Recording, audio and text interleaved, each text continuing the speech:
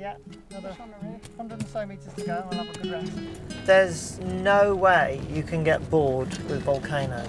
They have the potential to destroy places. They have a strange beauty about them, even in their most desolate times.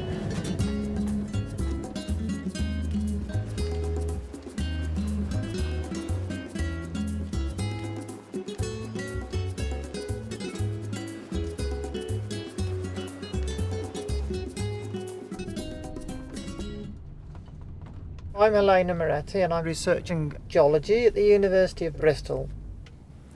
The main objectives of my research on Salina is to discover whether the change to explosive activity on Pollara was a result of changes in the depth of the magma storage areas, or whether they were caused by something more fundamental like a change in the shape of the eruption vent.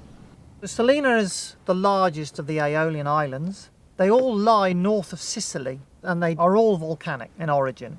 Salina is made up of two great stratocones. They're the most dramatic landforms, but they're not the most recent volcanic centres of activity.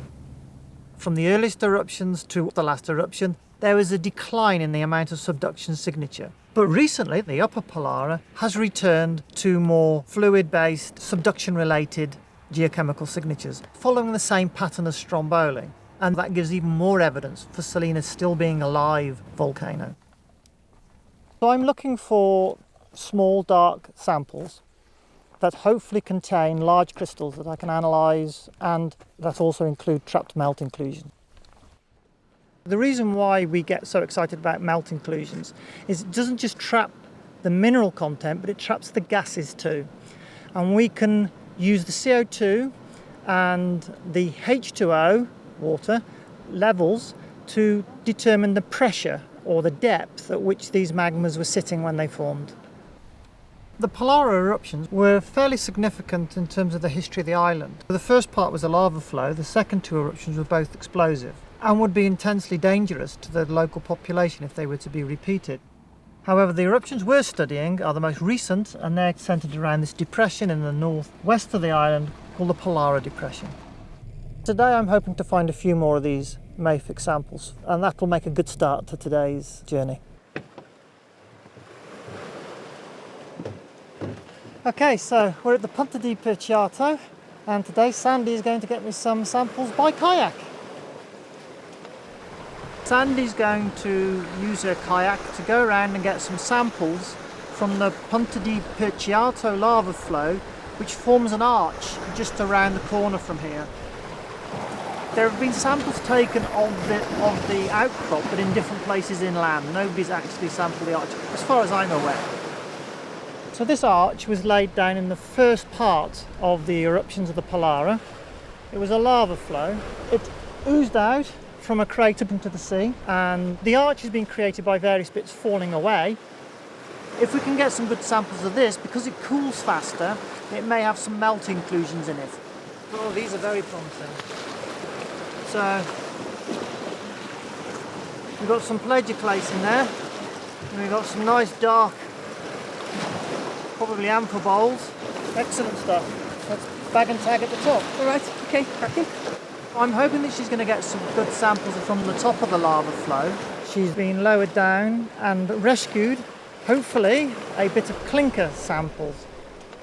The reason why I'm after the clinker is because it's cooled quicker. So if it's cooled quickly, there's more chance it's trapped the melt, and it's the melt that gives us so many extra bits of information. This is exactly what we want. This rather rough, open-pored surface. The minerals will have cooled quickly and hopefully trapped melt inclusions in here, so job done. We've now come back from Salina and returned to the University of Bristol, where we're going to work on some of the samples that we got while we were out there. I'm particularly interested in the samples from the upper Pollara and the Punta di Perciato. Fortunately, I was lucky enough to get some melt inclusions, and I now can look at the water content of that lava flow and compare that to the melt inclusions I got in the upper Pollara. So there's a big difference in the amount of water, and it explains why the one was explosive and the other came out as a lava. To get whole rock chemical analysis, we have to first of all crush the rock down to a fine powder.